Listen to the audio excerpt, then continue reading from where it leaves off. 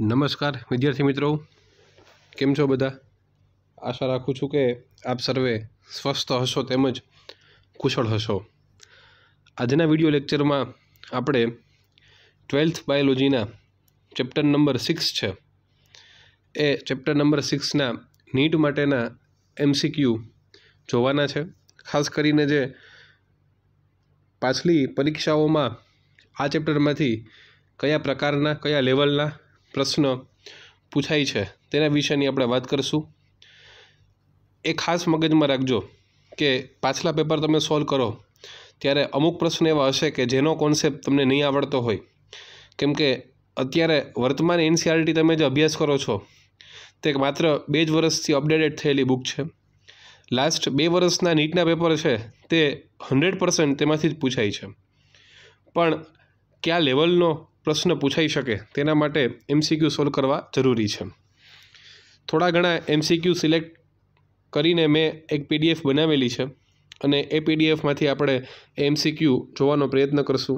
PDF में तमे MCQ नी side में ए कई कॉम्पिटिटिव एक्जाम में MCQ पूछायेलो छे ए पण तमे एमां जोई शकशो। तो एमां पहलो MCQ कंईक आवो गई है, जनीन संकेत ए केना बनेला होई शके। See we are talking about the genetic code. Genetic code में याद करजो कि AGCU हशे, बराबर है। हवे जनीन संकेत केना बनेला होय तो एमां लख्युं छे एडेनिन अने ग्वानिन, पछी हशे साइटोसिन अने यूरेसिल, पछी छे साइटोसिन अने ग्वानिन। हवे याद करो कि DNA में AGCT है, एडेनिन, ग्वानिन, साइटोसिन अने थायमिन।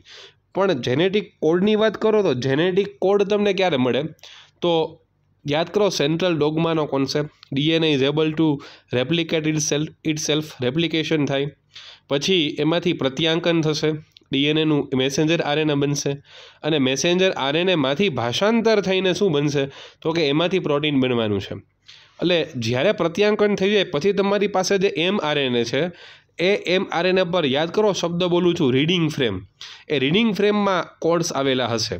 हवे ए रीडिंग फ्रेम में एटले के mRNA पर मात्र AGCU हशे।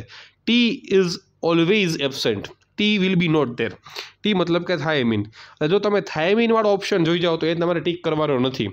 अहींया 4 ऑप्शन तमारी सामे आपेला छे, adenine, guanine, cytosine, uracil, cytosine, guanine, बराबर है। एटले चारेय आवशे एटले उपरोक्त बधा, केम के थायमिन टी क्यां लखेलो छे नहीं, एटले MCQ नंबर 1 में उपरोक्त बधा ए साचो आंसर रहेशे। चलो MCQ नंबर 2 तमने शुं कहे छे, DNA नु रेप्लिकेशन स्वयंजनन ए खाली जग्या छे। तो तमने खबर हती के 3 पद्धति, बराबर, कन्जर्वेटिव, सेमी कन्जर्वेटिव अने डिस्पर्टिव प्रकारनी मेथड विशेनो आपणे अभ्यास करी चूक्या छीए।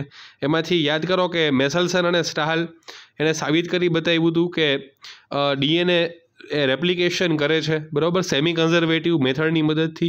तो रूढ़िगत अने तूटक, अर्ध रूढ़िगत अने अर्ध तूटक, अर्ध रूढ़िगत अने तूटक अने रूढ़िगत। हवे तमे समझो, तमने ख्याल ज छे के अर्ध रूढ़िगत।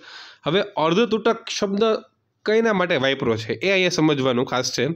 तो याद करो तमे के DNA नुं रेप्लिकेशन थाय त्यारे 2 टेम्पलेट मांथी 2 नवी चेन बनशे। फरी बोलूं छुं, 2 टेम्पलेट चेन एटले के 2 पितृ जेवी श्रृंखलामांथी 2 नवी श्रृंखलानुं निर्माण थाय छे। हवे तमने ए खबर होवी जोईए के ए नवी श्रृंखला छे ने ए 2 प्रकारनी हशे, मतलब के 2 नवी श्रृंखलामांथी एक कन्टिन्युअस चेन एटले के सतत चेन एटले के लीडिंग चेन, ज्यारे बीजी छे ए डिसकन्टिन्युअस चेन एटले के लेगिंग चेन एटले के तूटक तूटक श्रृंखला बने छे। एटले अर्ध रूढ़िगत अने अर्ध तूटक, बराबर छे, 2 तूटक नथी। अर्धी चेन छे 50% तूटक के जेमां याद करो ओकाज़ाकी फ्रेगमेंटनुं निर्माण थशे। एटले आमां option number B will be the right answer in MCQ number 2। जो हवे शुं कही छे नेक्स्ट MCQ इम्पोर्टंट के जनीनिक शब्दकोश में 64 जनीन संकेतों होय छे। So we know that the total 64 genetic codon, बराबर। जेनेटिक कोडोन की संख्या 64 छे, आपने खबर पड़ी गई है, केम के 4 गुणाकार में 4 गुणाकार में 4 एटले 4 नो घन ए 64। आपणे त्रिअक्षरीय संकेत, बराबर है, जॉर्ज गेमोवे चेकर बॉक्स आप्युं, बराबर, एमां जे यूज थाय छे 64 संकेत एना विशेनी वात करवानी छे। हवे एने शुं कीधुं जो ऑप्शन नंबर ए आवो कंईक कहे छे, 64 एमिनो एसिडना संकेत बने। હવે જનીન સંકેત જેનેટિક કોડ 64 એ વાત સાચી, પણ 64માંથી યાદ કરો 3 નોનસેન્સ કોડોન છે અથવા 3 સમાપ્તિ સંકેત છે, UAA, UAG, UGA, બરાબર છે. માત્ર 61 સંકેત જ એવા છે કે જે એમિનો એસિડને નક્કી કરી શકે. એટલે હું આમ બોલું છું, 61 સંકેતો 20 પ્રકારના એમિનો એસિડને નક્કી કરે છે. એટલે ઓપ્શન નંબર એ ખોટો પડશે, બરાબર. 64 એમિનો એસિડના સંકેત ન બને, માત્ર 61ના જ સંકેત બને. 64 પ્રકારના tRNA હોય. જો આવું વારંવાર ક્લાસમાં કીધેલું છે કે યાદ કરો તમે, આમાં તમને જો ભાષાંતર આવડતું હોય તો તમને ફટાફટ ખબર પડશે. ભાષાંતરમાં નીચે રિબોઝોમનો સ્મોલ સબ યુનિટ, ઉપર તરફ રિબોઝોમનો લાર્જ સબ યુનિટ, સ્મોલ સબ યુનિટમાં mRNA બેસે, લાર્જ સબ યુનિટમાં 2 tRNA બેસે. હવે યાદ કરો, લાર્જ સબ યુનિટમાં tRNA બેસે, એ tRNA શું કરે તો કે કોડ મુજબના એન્ટીકોડ બનાવે, બરોબર. કોડ મુજબના એન્ટીકોડ બનાવે.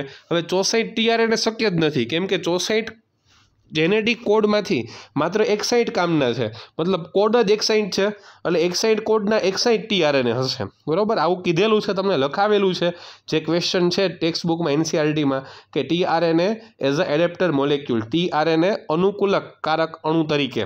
એમાં મેં તમને સંખ્યા લખાવેલી છે કે tRNAની સંખ્યા 61 હશે. 44 પ્રકારના અર્થહીન સંકેતો, 20 પ્રકારના અર્થવાળા સંકેતોને એવું નથી. ત્યાં ખરેખર સેન્ટેન્સ આવું બનવું જોઈએ કે 3 પ્રકારના અર્થહીન સંકેતો અને 61 પ્રકારના અર્થવાળા સંકેતો. અને છેલ્લો ઓપ્શન કહે છે કે જનીન સંકેત ત્રિઅક્ષરીય છે. યસ, ઇટ ઇઝ ટ્રુ, કેમ કે આપણે સ્વીકારેલું છે ત્રિઅક્ષરીય, મતલબ કે એક જેનેટિક કોડમાં 3 નાઇટ્રોજન બેઝ હોય છે, બરાબર. જેમ કે AUG છે, એમાંથી A છે, it is the first place, U is the second one and G is the third place. ચાલો હવે નેક્સ્ટ MCQ નંબર 4 શું કહે છે, બરાબર સમજો. DNA ઉપરથી જનીનિક માહિતી RNAમાં ટ્રાન્સફર કરવાની, અથવા DNAમાંથી RNA બને, એને તમે શું કહી શકો? અગેઇન સેન્ટ્રલ ડોગમા કે જે ફ્રાન્સિસ ક્રિકે આપેલો છે, સેન્ટ્રલ ડોગમાનો સિદ્ધાંત લાગુ પડે છે. ફ્રોમ DNA RNA બને છે, એને તમે કહી શકો છો પ્રત્યાંકન, મતલબ ટ્રાન્સક્રિપ્શન. ખરેખર અહીંયા એને એવું લખવું જોઈએ કે DNAમાંથી મેસેન્જર RNA બનવાની ઘટના, પણ નથી લખ્યું.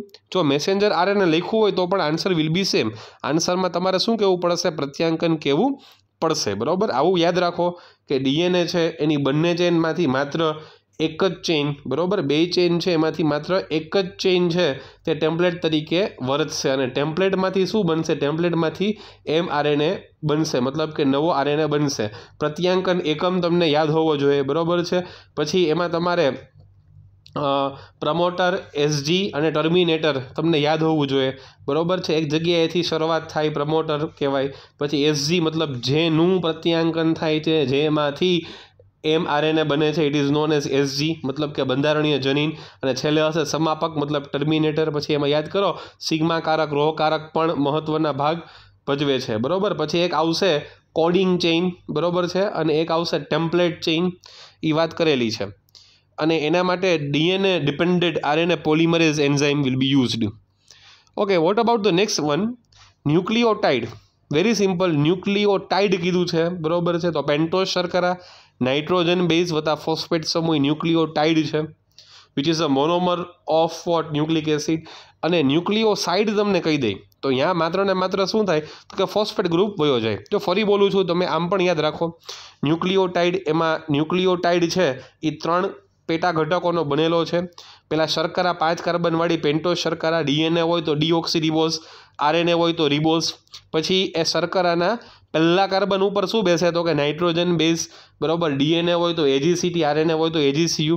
અને એ પેન્ટોઝ શર્કરાના લાસ્ટ કાર્બન, મતલબ કાર્બન નંબર 5 ઉપર ફોસ્ફેટ ગ્રુપ બેસે. અહીંયા આવશે H3PO4 ગ્રુપ, બરાબર. ફોસ્ફેટ એકલો નહીં આવે, H3PO4 ગ્રુપ ત્યાં 5 નંબરના કાર્બન ઉપર જોડાશે. ઓકે, નેક્સ્ટ વન એમ કહે છે RNAમાં T ને બદલે શું હોય છે? T એટલે thymine. Thymine is always there in DNA. પણ તમને ખબર છે કે RNAમાં થાયમિન નથી, કેમ કે T is very much stable compared to the uracil. તો T is replaced by U in the case of RNA. ખરેખર પહેલાં યાદ કરો, અકોર્ડિંગ ટુ ઇવોલ્યુશન પહેલાં RNA જ બનેલો છે. RNA બનેલો છે ઉત્ક્રાંતિની દ્રષ્ટિએ, એમાં યુરેસિલ છે પણ એ સ્ટેબલ નથી. યાદ કરો કે 5 methyl uracil is equal to thymine. ટૂંકમાં થાયમિન અને યુરેસિલ એકબીજામાં ઇઝીલી કન્વર્ટેબલ છે અને લાસ્ટ યર જે બોર્ડનું એક્ઝામ લેવાનું હતું એમાં MCQ પૂછાયેલો છે, બરાબર છે. 5 methyl uracil is equal to thymine, અને એ NCERTમાં સેન્ટેન્સ પણ આપેલું છે. એટલે MCQ નંબર 6માં આન્સર યુરેસિલ આવશે. RNAમાં થાયમિનની બદલે યુરેસિલ હોય છે. આ બહુ ઇઝી લેવલનો ક્વેશ્ચન હતો. ચાલો હવે શું કહે છે, DNAના રેપ્લિકેશનના અભ્યાસ કરવા માટે આપણે કયું મટીરિયલ યુઝ કરેલું છે. See we want to study the replication of DNA. હવે રેપ્લિકેશનમાં યાદ કરો એનું પ્રાયોગિક પ્રમાણ. એમાં તમે એક ટેસ્ટ ટ્યુબમાં એસ્ચેરેશિયા કોલાઈ લીધેલા હતા. તમે એવું કીધું હતું કે એસ્ચેરેશિયા કોલાઈ છે દર 20 મિનિટમાં પોતે નવી જનરેશનનું નિર્માણ કરે. એટલે તમે યાદ કરો N14 અને N15, બરાબર, નાઇટ્રોજનનો સમસ્થાનિક અથવા તો ભારે નાઇટ્રોજનનો ઉપયોગ કરીને, બરાબર, એમાં આપણે હેવી DNA એટલે ભારે DNA મેળવેલું હતું. એ પ્રયોગમાં આપણે એસ્ચેરેશિયા કોલાઈનો ઉપયોગ કરેલો હતો. 20 મિનિટ પછી પહેલી પેઢી, 40 મિનિટ પછી second generation will be formed. Neurospora crassa is not answer. Pneumococcus એ આમાં નહીં આવે, એનો કંઈક બીજો ઉપયોગ છે, બરાબર, એ ગ્રિફિથ ઇફેક્ટ માટેનો ઉપયોગ છે. Drosophila melanogaster is connected with TH Morgan, મતલબ કે થોમસ હન્ટ મોર્ગન સાથે ડ્રોસોફિલા મેલેનોગેસ્ટર કનેક્ટેડ છે. તો MCQ નંબર 9માં Escherichia coli is the right answer, કેમ કે આખો ક્વેશ્ચન NCERTમાં છે, બરાબર. આ કોઈ શું કહેવાય કે યાદ રાખવાનો ક્વેશ્ચન નથી, પણ આ છે ને ક્વેશ્ચન આખો આ પ્રશ્નનો કોન્સેપ્ટ તમે ઓલરેડી NCERTમાં ભણી ગયા છો. જો તમે chapter number 6 line to line કર્યું હશે તો તમને આ તરત ખ્યાલ આવી જવો જોઈએ. ઓકે, હવે શું કહે છે MCQ નંબર 10, એવરી પછી મેક્લિઓઇડ અને મેકાર્ટી, એટલે કે એવરી કોલિન અને મેકાર્ટી, એને પરાંતરણનો સિદ્ધાંત, બરાબર. ન્યુમોકોકસ, જો ઉપર લખ્યું છે Pneumococcus, it is connected with the Griffith effect, બરાબર. ગ્રિફિથ અસરમાં યાદ કરો એક પ્રકારના બેક્ટેરિયામાંથી કંઈક વસ્તુ બીજા પ્રકારના બેક્ટેરિયામાં જાય છે, તો એ બીજા પ્રકારનો બેક્ટેરિયા પહેલા પ્રકારના બેક્ટેરિયા જેવો જાય છે. યાદ કરો R ટાઈપ અને S ટાઈપ, બરાબર. રફ એટલે કે R કોલોની અને S એટલે કે સ્મૂથ કોલોની. એટલે એ ગ્રિફિથ ઇફેક્ટમાં ગ્રિફિથ એવું કીધું હતું કે કંઈક વસ્તુ છે એ તમે કહી શકો છો કે Sમાંથી R ટાઈપના બેક્ટેરિયામાં જાય છે અને R ટાઈપ છે તો S ટાઈપ જેવા બની જાય છે, બરાબર. એટલે એક પ્રકારનો બેક્ટેરિયા બીજા પ્રકાર જેવો બની જાય છે. પણ એ શું હતું એ આ ત્રણેય યાદ કરો કે રૂપાંતરણનો સિદ્ધાંત, એનું જૈવ રાસાયણિક પૃથ્થકરણ, જૈવ રાસાયણિક સાબિતી આપી. આ ત્રણેય સાયન્ટિસ્ટે આ પણ યાદ રાખવું, DNAs, RNAs અને પ્રોટીએસ એવા 3 એન્ઝાઇમ યુઝ કર્યા હતા. એટલે એમાંથી DNA છે એનું પરાંતરણ થાય છે એવું આ લોકોએ સાબિત કરીને આપેલું હતું. So B is the right answer in the case of MCQ number 10. MCQ number 11 very easy. DNAમાં nucleotide, if you want to observe the arrangement of nucleotide, જો ફરી બોલું છું, ન્યુક્લિયોટાઇડની વાત કરે છે.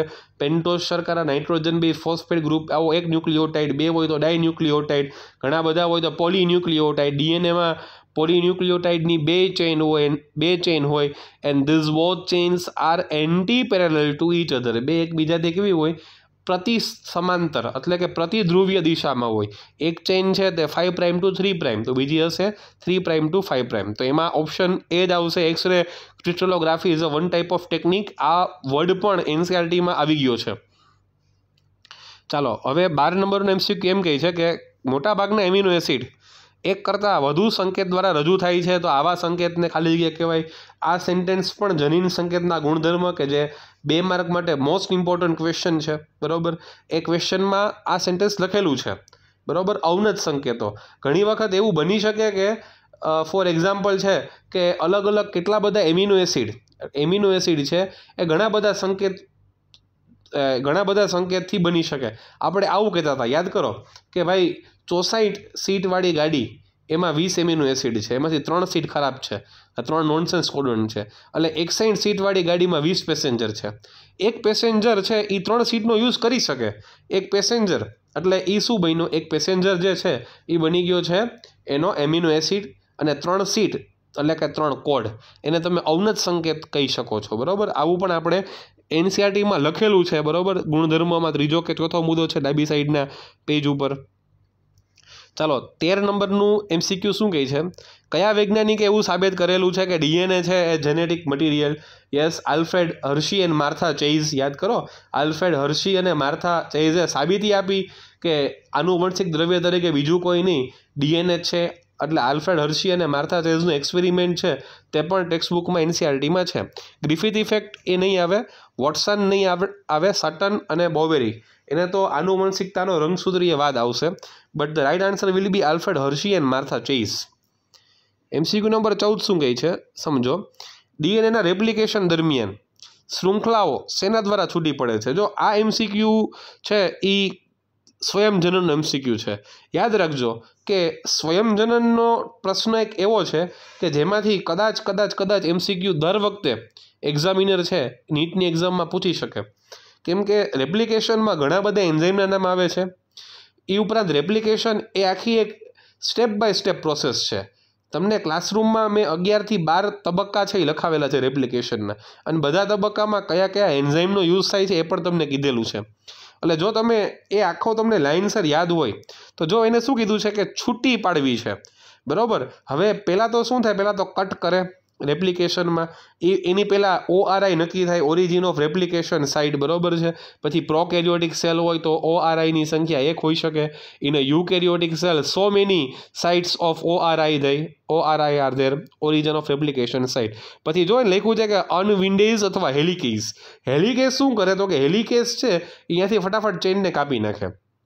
એ ચેન કપાણા પછી પેલા ટોપોઆઇસોમરીઝ, બરાબર છે. પછી SSBP single cell binding protein, બરાબર, એનો પણ ઉપયોગ થશે. But here right answer will be the helicase. DNA પોલિમરેઝનો અલગ ઉપયોગ છે, ગાયરેઝ તો અલગ છે પાછો, બરાબર. ટોપોઆઇસોમરેઝનો એ શું કરશે તો કે પ્રિવેન્ટ કરશે. યાદ કરો ટોપોઆઇસોમરેઝ તમને શીખવાડ્યું હતું, ટોપો એટલે ટોપી, બરાબર. Will prevent the tension of the remaining chain which is not taking part in the process of replication. જુઓ ભાષાંતરની પ્રક્રિયા શું છે? ભાષાંતરની પ્રક્રિયા એ પ્રોટીન સિન્થેસિસ છે. કેમ કે આખું મોલેક્યુલર બાયોલોજી છે, આખું ચેપ્ટર નંબર 6 છે, બરાબર છે. આખું જે સેન્ટ્રલ ડોગમાં છે DNAમાંથી mRNA માંથી પ્રોટીન બને છે. તો ભાષાંતરની ક્રિયા ઓબ્વિયસ છે કે protein synthesis is the right answer. 15માં એ આવશે રાઇટ આન્સર, 15માં B આવશે કે જે પ્રોટીન સિન્થેસિસ છે. ઓકે, હવે નેક્સ્ટ MCQ શું કહે છે? ન્યુક્લિયોઝોમની વાત કરે છે. ન્યુક્લિયોઝોમ છે એ કોન્સેપ્ટ પેકેજિંગ ઓફ DNAમાં આવે છે, બરાબર છે. Very simple. જો એમાં એમ કહે છે કોર. હવે તમને ખબર પડી જવી જોઈએ કે main part and core part, એમાં હિસ્ટોન ઓક્ટામિયર હોય. Histone is a one type of protein. યાદ કરો તમને દોરો અને ફિરકી એવું એક્ઝામ્પલ આપેલું છે. એટલે હિસ્ટોન પ્રોટીન શું છે કે એવી ફિરકી કે જેમાં દોરો વીંટાય છે. ફિરકી એટલે એ શું બની ગયું છે તો કે પ્રોટીન બની ગયું છે, હિસ્ટોન પ્રોટીન બની ગયું છે. અને દોરો મતલબ કે DNA. તમે ખૂબ જ નાની ફિરકી હોય એમાં પણ ખૂબ જ મોટી લંબાઈવાળો દોરો વીંટી શકો. એટલા માટે જ જો આટલું મોટું DNA છે એ આટલું મોટું DNA પણ 10⁻⁶ નેનોમીટરના વ્યાસ ધરાવતા ન્યુક્લિયસમાં સમાઈ શકે છે, બરાબર છે. એટલે એમાં 5 પ્રકારના પ્રોટીન હતા. યાદ કરો H1, પછી H2A, H2B, H3 અને H4. પણ H1 છે યાદ કરો it is a linker protein, એવું આપણે કીધું હતું. H1 is a linker while remaining all H2A, H2B, H3 અને H4, બરાબર. આ બધા કોર પ્રોટીન હશે કે જે 2ની સંખ્યામાં હશે. 2ની સંખ્યા મતલબ કે ડબલ હશે. એટલે એમાં D is the right answer. Okay, because H1 is a linker protein. MCQ number 18 શું કહે છે? યુકેરિયોટિક સેલમાં પ્રોટીન સંશ્લેષણ માટેનો પ્રારંભિક સંકેત કયો હોય? ચલો very simple, very easy. Start કોડોનની વાત કરે છે. હંમેશા AUG is a start codon કે જે મિથિયોનિનનું સંકેતન કરે છે, ભાષાંતરની શરૂઆત કરે છે, બરાબર છે. ભાષાંતરની શરૂઆત કરે છે અને સૌથી પહેલો એમિનો એસિડ છે AUG બનાવશે. પછી MCQ નંબર 19 જો કંઈક અલગ છે. એમિનો એસિડના સંકેતમાં કેટલા પોસિબલ બેઝ પેર હોઈ શકે? પેરની શબ્દ વપરાય, ખાલી વૈકલ્પિક બેઝ શબ્દ વપરાશે. એમિનો એસિડ છે ટોટલ સંખ્યા બોલો તો એમિનો એસિડની સંખ્યા 20. આ 20 માટે 64 કોડોન, એમાંથી 3 નકામા, વધ્યા કેટલા? 61. હવે દરેક કોડોનમાં ત્રિઅક્ષરીય સંકેત છે એટલે 61 ગુણાકારમાં 3:2, 3ની 2 ઘાત. એવું તમે યાદ રાખો તો આન્સર વિલ બી 549. આટલા તમને ઓપ્શનલ બેઝ મળી શકે. Okay, C MCQ number 20 very easy. Reverse transcriptase, ઉલટું પ્રત્યાંકન, આવું ભણી ગયા છીએ આપણે. ખાસ કરીને જે વાયરસ છે HIV જે વાયરસ કરે છે, બરાબર, RNAમાંથી DNA.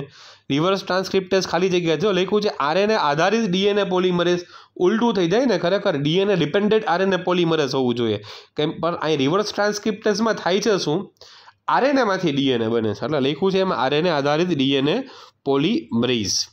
MCQ number 21, Escherichia coli lac operon કોના દ્વારા પ્રેરે છે? ચાલો, લેક ઓપેરોનમાં પ્રેરક અણુ તરીકે હંમેશા લેક્ટોઝ અથવા એલોલેક્ટોઝ હોઈ શકે, બરોબર છે. તો આ ક્વેશ્ચન સરસ રીતે તમને આવડે છે, તમને કરાવેલો છે. તો લેક્ટોઝ ઓર એલોલેક્ટોઝ, અહીં એલોલેક્ટોઝ નથી ઓપ્શનમાં, only lactose is there. So right answer will be lactose. ચાલો, હવે આવા ઘણા બધા આપણે ક્વેશ્ચન સોલ્વ કરેલા છે. ડીએનએમાં સીટી, જીએ, ટીએ, જીસીની ટેમ્પલેટ ચેઇન એનું પ્રત્યાંકન આરએનએ ઉપર થાય. મતલબ આ ચેઇનમાંથી તમે આરએનએ બનાવો તો શું ફેર કરો? તો કાંઈ નહીં, તમે શું કરો ખબર છે? સી સામે મૂકી દો જી, ટી સામે મૂકી દો એ, ફરી પાછો જી સામે સી. હવે આ જે અહીંયા એ આવશે ને એ સામે તમારે યુ મૂકવો પડશે. આવો પ્રશ્ન પૂછાય ને તો તમારે ઓપ્શન નહીં જોવાના, પહેલાં તમે અહીંયા ચેઇન લખી નાખો. જ્યાં તમે એ જોઈ જાઓ તો એ સામે ટી નો લખતા, એ સામે યુ લખાય. હવે જો આમાં જો આ ટી છે એટલે ટી વાળો આરએનએ હોય જ નહીં, આમાંય ટી છે, ટી વાળો કોઈ આરએનએ ન હોય, આમાંય ટી લખ્યું છે એટલે ટી વાળી ચેન કોઈ આરએનએની નહીં હોય, કેમ કે આરએનએમાં એજીસીયુ છે, થાયમીન ન હોય. એટલે 22માં બી આન્સર આવશે. ટુકડાને ડીએનએના બેવડા ટુકડાને ફેમજનન ચીપિયો ખોલવામાં ડીએનએ ગાયરેઝ, બરોબર છે, ખોલવામાં ગાયરેઝ એન્ઝાઇમ છે તે ઉપયોગી છે. આ ક્વેશ્ચન પણ જો મેં તમને કીધું હતું કે પૂછાઈ ગયો છે. પછી નીચેનામાંથી પ્રોટીન સંશ્લેષણ સાથે કનેક્ટેડ શું નથી? જો પ્રોટીન સંશ્લેષણમાં કનેક્ટેડ શું નથી? પ્રોટીન નિર્માણ એટલે ભાષાંતર છે. તો ભાષાંતરમાં શું હોય? તો કે પ્રારંભ, પ્રલંબન, સમાપ્તિ કે પ્રત્યાંકન. હવે ખરેખર તો પ્રારંભ, પ્રલંબન, સમાપ્તિ છે ને એ પ્રત્યાંકનમાં પણ હોય અને ભાષાંતરમાં પણ હોય. કેમ કે જ્યારે પેલો એયુજી કોડોન આવે ત્યારે ભાષાંતરની શરૂઆત, પછી ફટાફટ ભાષાંતર થાય, એમિનો એસિડની ચેઇન બને અને છેલ્લે આવશે નોનસેન્સ કોડોન ત્યારે સમાપ્તિ. પણ પ્રત્યાંકન છે ને it is not connected with protein synthesis. કેમ કે પ્રત્યાંકનમાં શું થાય છે? પ્રત્યાંકનમાં ડીએનએમાંથી આરએનએનું નિર્માણ થતું જોવા મળશે. Okay, next MCQ. ડીએનએમાં નાઇટ્રોજન બેઝની સિક્વન્સ તમને આપેલી છે, તો એમાં પ્રત્યાંકનમાં બેઝનો ક્રમ કયો હશે? જો એ પ્રત્યાંકન પૂછે છે, પ્રત્યાંકન મતલબ કે શું? પ્રત્યાંકન ડીએનએમાંથી આરએનએ બનવું, એમ આરએનએ બનવું. તમારે અહીંયા આની નીચે જ લખી નાખવાની કે તમે ડીએનએમાંથી આરએનએ બનાવો એમ આરએનએ, તો એ સામે યુ, ટી સામે એ, ટી સામે એ, સી સામે જી, જી સામે સી, એ સામે યુ, ટી સામે એ અને જી સામે સી. એટલે ઓપ્શન બી ઇમેજ થશે એમાં. જો હજી કહું છું કે તમારે ઓપ્શન જોઈને નહીં કરવાનું, આની હારે તમારે ચેઇન લખી નાખવાની નીચે નીચે, પણ એને ખાલી એક જ શબ્દ વાપરો, પ્રત્યાંકન, એટલે એ ડીએનએમાંથી આરએનએ બને છે. ચાલો, સરસ MCQ આવ્યો 28મો. વિભાજિત જનીનોમાં સાંકેતિક શૃંખલા મતલબ કોડિંગ ચેન એક્ઝોન, યાદ કરો, ઇન્ટ્રોન એક્ઝોન, બરોબર છે, HN આરએનએ હોય, હિટ્રોજીલસ ન્યુક્લિયર આરએનએ, આ બહુ સારી રીતે તમને ક્લાસરૂમમાં કરાવેલું છે. એટલે વિભાજિત જનીનોમાં સાંકેતિક શૃંખલાને તમે કહી શકો છો એક્ઝોન્સ, બરોબર છે, કે જે કામના છે. પછી સ્પ્લાઇસિંગ, કેપિંગ અને ટેઇલિંગ પણ કરવાનું હોય, બરોબર છે. સ્પ્લાઇસિંગમાં શું છે? તો કે ઇન્ટ્રોન દૂર કરો, એક્ઝોનને જોડો. પછી કેપિંગ 5 નંબરના છેડા ઉપર, ટેઇલિંગ 3 નંબરના છેડા ઉપર. 29મો MCQ શું કહે છે? ડીએનએ ફિંગરપ્રિન્ટિંગ માટે ખરેખર કયા બેઝ પેર જોતા હોય છે? તો એમાં યાદ કરો કે પોલીમોર્ફિઝમ એવા શબ્દ ઘણી વખત ડીએનએ ફિંગરપ્રિન્ટિંગમાં યુઝ કરેલા છે. So answer will be restriction, ટુકડાની લંબાઈ ધરાવતા polymorphism. So polymorphism will be the right answer. Okay, next MCQ. ભાષાંતરની પ્રક્રિયામાં સમાપ્તિ સંકેત મતલબ નોનસેન્સ કોડોન, તમે જેને સ્ટોપ કોડોન કહી શકો છો, એવા કોડોન કે જે કોઈ પણ એમિનો એસિડનું સંકેતન કરતા નથી. તો 3 કોડોન છે એવા, UAA, UAG અને UGA. તો આમાં 3માંથી એક આપેલું છે UAA, એટલે B is the right answer in MCQ number 30. MCQ number 31. Okazaki fragment, બરોબર છે, યાદ કરો, રેપ્લિકેશનમાં 2 ટેમ્પલેટમાંથી 2 નવી ચેઇન બને છે. 2 નવી ચેઇનમાં એક સતત અથવા તો કન્ટિન્યુઅસ અથવા તો લીડિંગ અને બીજી છે એ અસતત ડિસકન્ટિન્યુઅસ અથવા તો લેગિંગ ચેઇન બનશે.